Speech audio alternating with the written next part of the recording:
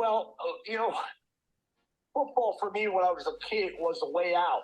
And I'm not saying a way out of, the ghetto. I'm not saying a way out of trouble. It was a way out of personal misery. I mean, when you're born with a hole in the middle of your face and you don't know how to handle it, and everybody else is looking at you as you walk down the school hallways. Hi, everyone, and welcome to the special simulcast of the Neil Haley Show and celebrity interviews live from the Grotto with Greg Hanna. Greg, what's going on, man? How are you? I'm doing fantastic, Neil. How about yourself? I'm doing Really fantastic. Speaking to our guest. Absolutely. And I guess, he's played on many different professional football teams. He has a tremendous story, Blaise Winter. Blaise, thanks for stopping by, man. And you know what? I interviewed you maybe 7 years ago, wasn't it, Blaise? Yes, it was. I'm really happy to be with you.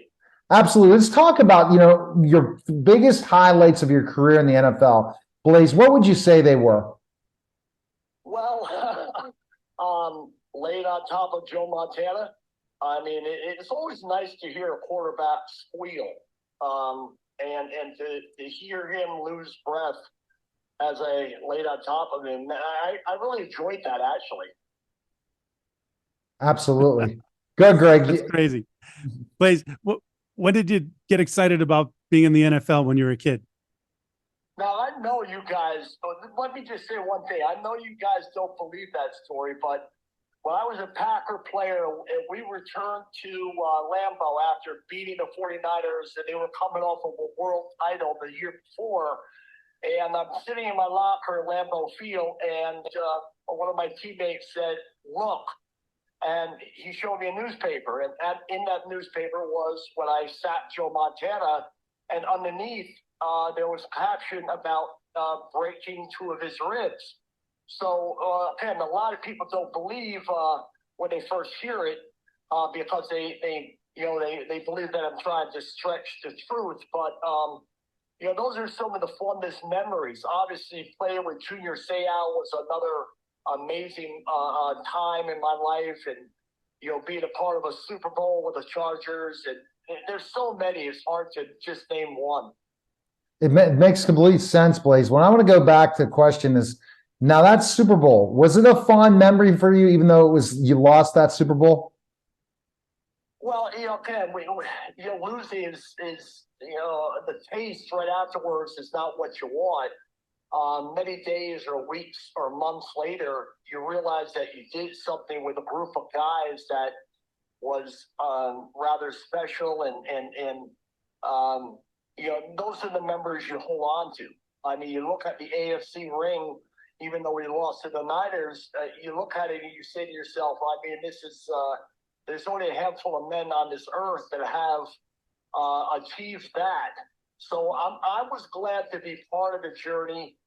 Bobby Ross was an amazing head coach, and the people I played with, Nathan Means, Stan Humphrey, Junior Seau, Leslie O'Neal, they're just amazing athletes all around you.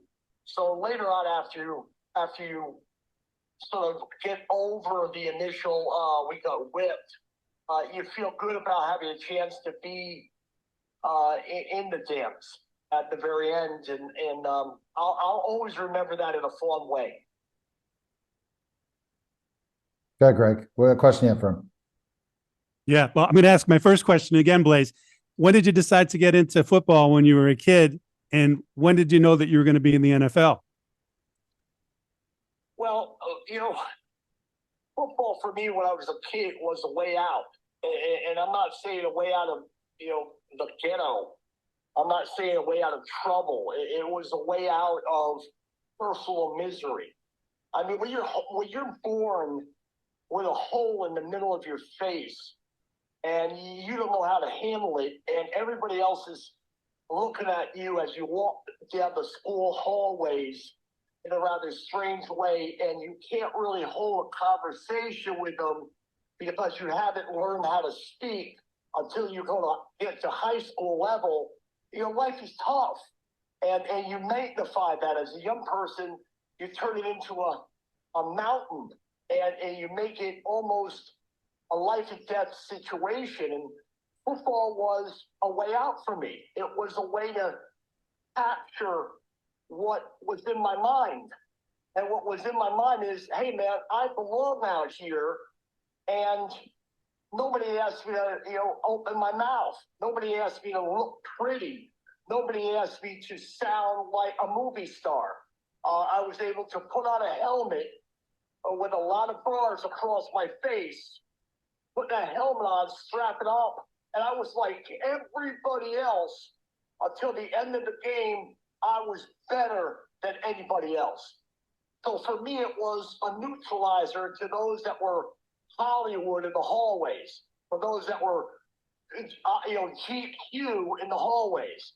Yeah, I may never, ended up with the girl that I wanted in high school, but I ended up with amazing women many years later that I've had by my side for 30 plus years. So football was a way out of the personal misery that I created in my life, because I wanted to look Hollywood. I wanted to sound like a movie star. I wanted to be something special when I walked down the hallways.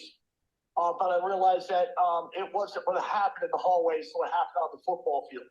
Yeah, and that's such an amazing story, Blaise. And you talked to me before, that story still is out there, right? You've had some conversations with people and stuff like that, and this has not disappeared, the amazing story that you had to overcome to be in the NFL. Well, the Wilbur family has a production team, and they've contacted me recently about trying to get this thing on the screen in the movies. I felt like, what? When they called me about 2 months ago, and I had a conversation with one of the people in the production team, I just was blown away with me. And they said, yeah, you're a true life Rocky story. And somehow they did their research and they found that you've gone through a lot. And, I'd much rather have your listeners see me as I talk, but I'm really happy to be with you. And maybe one day people will realize that I am a fighter. I'm not going to lay down for anybody. I'm not going to roll up and just wilt away and die. I'm going to make a name for myself because I choose to. And no matter if it's on a football field or writing a book or just being in front of a bunch of high school athletes, I'm going to have an impact on lives. And, the mission is what it is. And I've lived that mission for many, many years. Oh, that's amazing, Blaise. I love that story. It's very inspiring to hear. Do you ever get out to be able to talk to youth or other organizations to try to help other kids that might be dealing with maybe not as same circumstance, but other circumstance, to inspire and encourage them, bring them along in life? The NFL opened that door for me. I really thought it was like, who's going to ask me to share my story? And I was wrong. A lot of people asked me as soon as my career was over and I had a book. There's a book out there called A Reason to Believe. The co-author wrote the Jack Tatum story. They called me an assassin. And Bill Kushner co-wrote the book. And I went out on a circuit, and people were amazed at, hearing the story. And the NFL is the reason the door's open. And I've been in front of over 3,000 groups, and then I stopped counting because I thought it was funny that the helmet now was off. The bars were covering my face. People were staring at me as they sat in these convention rooms, wanting to know, what's your secret? And, I had to expose myself in so many words. And I had to do the same thing with the book. I mean, people don't know the hardships I went through as a child. Besides the hole in my face, the domestic violence that I went through in my household. My father wasn't a nice man. He came over to this country on the bottom of a freighter. He was divided from 8 brothers and sisters. And why did he run to the U.S.? Because the Nazis were after my grandfather. And imagine what kind of person that was, my father. He wasn't, he wasn't real nice. He was very cautious, and he was very concerned about day-to-day life. So I had to share these things to the audiences that I would be in front of, no matter if it was a high school group, elementary, corporate America, but it started to avalanche. I mean, it rolled. I mean, I went on to have 14 years of doing 125 talks a year. This is a kid that wasn't able to speak well enough to be understood in middle school. Wow.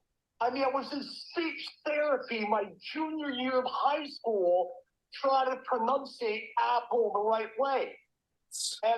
And people know none of this. All they know is, oh, look at you, you're a great football player.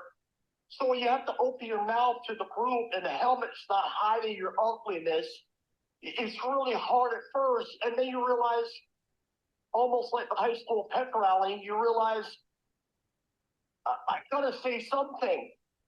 And you just let it go, and you learn to be fearless. You learn to be fearless. Neil, you know what I'm talking about. You learn to be fearless in your approach. And that's why you wanted me on your show. Yeah, absolutely. All right, Greg has a final question he asks all the celebrities, Blaise. Go ahead, Greg. All right, Blaise, you're an amazing guy. I've enjoyed this so much, and you really touched my heart with your life and your story. But let me ask this question. Blaise, what do you feel is the most important thing in life that you've ever learned? To understand that I can't do it alone. People have to start to build back to one another the understanding that they're important. They're important to the journey that you are in and on. You can't do this alone. My mother was there. My father, in his own bizarre way, was there. My coaches were there. At Syracuse University, there was a 4-wheel drive. 3 other guys that were part of my success that also went on to the NFL. Amazing story for another day. But it's about people, and it's about understanding how to trust other people and judge other people. My mom always said this to me. My mom said to me, only judge another human being over a period of time when you have time to evaluate if they really are who they are. You'll know who to what, use, and have you get help from. And I say it because in this day and age, it's always about divide. Reasons why we should push away the other person. And when I was on a Super Bowl football team or a high school football team or a college football team, I learned how important it was, because I realized today more than ever before, I am nothing without other people. Wow. And those other people have to be on the same type of journey that I'm on, which is searching for excellence in all you do. Wow. I mean, it's always been about the fight. The last thing I'll say is I live by a creed, and that creed is FIW, fight I will. That is what I live by. That is what I'll die by. And I want other people in my life that are also FIW, fight I will. And when I have a team of people like that, we can do anything. And it doesn't have to be a white, black, yellow, or green. My mentor is Jose St. Victor. He's a black man my mom handed me off to in 9th grade. He's been a mentor to me my whole life. It has nothing to do with color. It has nothing to do with why we should divide. It has to focus on why we should come together and solve problems, not create more. All right. Blaise, that was fantastic. We appreciate it. Where's the best place people can find information on you, Blaise? My email, blaise@blaisewinter.com. Again, there's phone numbers. I have a website out there. I love working with kids. I love working with coaches. And you and I have to, continue this on another day. All right. We appreciate it, Blaise. Thanks for stopping by. Thanks, Blaise. Great day. Be well. All right. That was Celebrity Interviews live from the Grotto with Greg Hanna. Take care.